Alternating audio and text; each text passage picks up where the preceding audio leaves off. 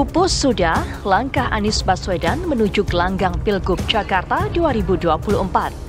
Tanda-tanda Partai Keadilan Sejahtera (PKS) bakal meninggalkan Anies Baswedan semakin tersibak. Memang ya, kalau kasus terus berita-berita spekulasi dan juga mungkin beberapa statement dari pimpinan partai misalnya yang melihat bahwa ya ada gejala-gejala atau tanda-tanda menuju ke sana. Bagaimana mungkin kalau hanya seorang yang membangun sementara beribu-ribu orang menghancurkan bangunan itu akan semakin jauh dari harapan. Oleh karena itu, saya kira untuk Pak Dasko khususnya dan Gerindra, ajak-ajaklah PKS.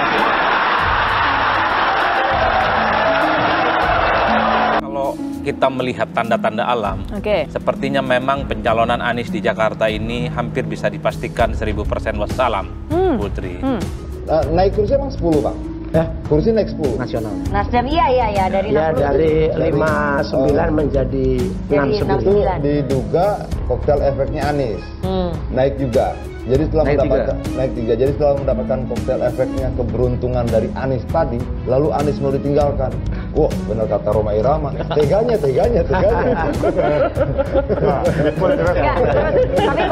Tapi bagi kami melihat justru sampai dengan saat ini, ya kami masih meyakini pada posisi yakin bahwa ya baik itu PKS, Nasdem dan juga PKB yang telah menyatakan ataupun mendeklarasikan dukungannya kepada Anies. Dalam hal ini kami melihat bahwa ya masih cukup waktu sampai dengan tanggal 27 dan 29 Agustus pada masa pendaftaran. Ini masih ya kami melihat bahwa ya peluang itu masih sangat kuat. Ya saya kira wajar kalau kemudian jubir Anies ini optimis ya, karena tentu masih berharap 3 partai yang sejak awal memberikan dukungan politik ke Anies ini mendaftarkan ke KPU nantinya. Pertama tentu PKS ya, yang menyatakan duet soal antara Anies Baswedan dan Sohibul Iman ini sudah expired. Itu artinya memang tak ada intensi lagi sebenarnya bagi PKS untuk melanjutkan bagaimana soal proposal awal ini.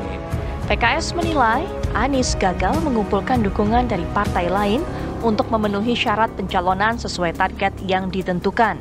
Hingga jatuh tempo 40 hari waktu yang diberikan Anies sejak 25 Juni, deklarasi pasangan Anies Sohibul Iman atau AMAN, Anies tak kunjung mendapat dukungan partai lain.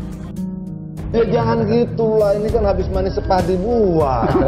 Aduh, kalau Bang Omar bilang teganya. Ya, boleh saya tambahkan.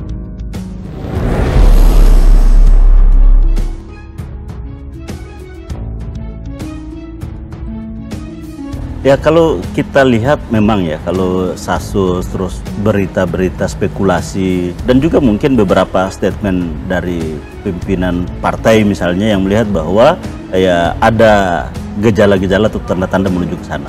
Tapi bagi kami melihat justru sampai dengan saat ini ya kami masih meyakini pada posisi yakin bahwa ya baik itu PKS, Nasdem dan juga PKB yang telah menyatakan ataupun mendeklarasikan dukungannya kepada Anies. Dalam hal ini kami melihat bahwa ya masih cukup waktu sampai dengan tanggal 27 dan 29 Agustus pada masa pendaftaran. Ini masih ya kami melihat bahwa ya peluang itu masih sangat kuat. Kami pada posisi tidak ingin berbantah-bantahan soal itu. Namun kalau kita lihat komunikasi antara Anies maupun dengan pimpinan partai di PKS kan masih berlangsung sampai dengan saat ini. Dan kami melihat juga bahwa sampai dengan saat ini ya tidak ada ungkapan resmi dari partai politik yang menyatakan bahwa mencabut dukungannya ataupun tidak lagi misalnya mendukung Anies. Nah, kami melihat bahwa para pimpinan partai ini ya mereka memiliki integritas dan juga komitmen yang tinggi untuk apa yang telah diucapkan, apa yang telah diputuskan oleh partainya dan sudah dideklarasikan dukungannya. Nah, ini akan bertahan sampai dengan pendaftaran. Walaupun memang ada banyak hal yang sedang terjadi, misalnya ada yang sudah menyampaikan pernyataannya tapi digoda, ditawar dan segala macam. Ya kami melihat bahwa itu adalah spekulasi memang yang tapi pada kondisi ini kami masih meyakini bahwa insya Allah partai-partai itu tetap komit hingga masa pendaftaran nanti. Ya saya kira wajar kalau kemudian jubir Anies ini optimis ya, karena tentu masih berharap 3 partai yang sejak awal memberikan dukungan politik ke Anies ini mendaftarkan ke KPU nanti. Tapi kalau kita melihat tanda-tanda alam, sepertinya memang pencalonan Anies di Jakarta ini hampir bisa dipastikan 1000% wassalam, Putri. Pertama tentu PKS ya, yang menyatakan duet soal antara Anies Baswedan dan Sohibul Iman ini sudah expired. Itu artinya memang tak ada intensi lagi sebenarnya bagi PKS untuk melanjutkan bagaimana soal proposal awal ini. PKB dan Nasdem saya kira statement-statement politiknya sudah mulai melunak terkait dengan Anies. Apalagi pada saat yang bersamaan kedua partai itu sudah membangun intensitas komunikasi yang sebenarnya itu sebagai bentuk penebal. PKB dan Nasdem tinggal menunggu waktu untuk menjadi bagian dari kubu Kim. Nah, satu hal yang ingin saya garis bawahi, Anies ini sepertinya gagal membaca sikap politik partai-partai yang menyatakan dukungan politiknya. Sepertinya Anies menganggap PKS, Nasdem, dan PKB itu akan cinta buta dan cinta mati kepada Anies Baswedan sampai mendaftarkan diri ke KPU. Padahal Anies saat ini adalah orang yang tak lagi menjadi pejabat publik, posisinya memang sejak awal cukup terjepit, dan pada saat yang bersamaan muncul dari koalisi Indonesia Maju dengan godaan-godaan yang sangat menggiurkan. Menjadi bagian dari koalisi Prabowo Subianto untuk 5 tahun yang akan datang bagi Nasdem dan kemudian bagi PKB. Kemudian tawaran kepada PKS itu ada plusnya sebagai wakil yang kemudian akan berdampingan dengan Ridwan Kamil. Ini yang sepertinya membuat partai politik itu mengkalkulasi untung dan ruginya. Tiga partai ini kan berhitung, apa untungnya mendukung Anies di Jakarta.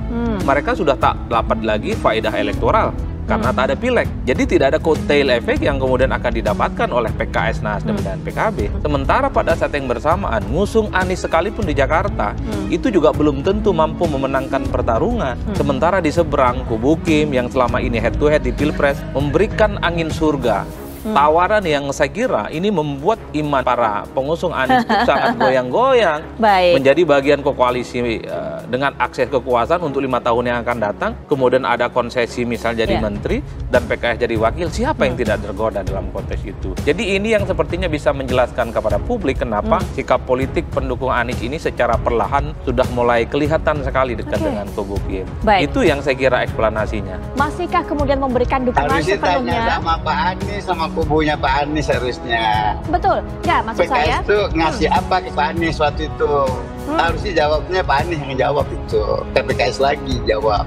Sampai tanggal berapa PKS udah deklarasi, aman Anies Sohibul Iman deklarasi loh. Betul. Republik kita deklarasinya. Betul. Ya. Jadi dibilang PKS menarik diri itu salah. PKS tidak pernah menarik diri dari Pak Anies. Betul. Tapi Pak Anies ditugaskan oleh PKS mencari 4 kursi lagi. Ya. Gitu. PKS harus belajar.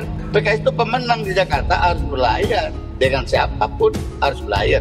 Nggak boleh kita nggak mencalonkan sesuatu kosong. Masa baik kosong-kosong. Nah, kitanya prioritas pertamanya kematian Anies. Udah keluar SK-nya Anies itu, Sohibul Iman itu udah keluar. Betul. Cuman untuk SK selanjutnya kan kita tunggu deklarasi dari Anies. Anies sudah dapat partai atau belum? Nah ini masalahnya sampai sekarang, bukan PKS. Ya, sepertinya langkah Pak Anies untuk maju di Pilgub DKI agak sedikit sulit sih. Dan mungkin bisa dipastikan gagal total ya. Pasalnya partai-partai koalisi, sebut saja PKS, Nasdem, dan PKB sepertinya akan pindah haluan masuk ke koalisi Kim untuk mendukung Ridwan Kamil. Jadi ya langkah Pak Anies untuk maju di Pilgub DKI sepertinya tinggal angan belakang. Silakan tulis pendapat kalian di kolom komentar. Sekian dulu dari saya, sampai jumpa di lain video. Assalamualaikum warahmatullahi wabarakatuh.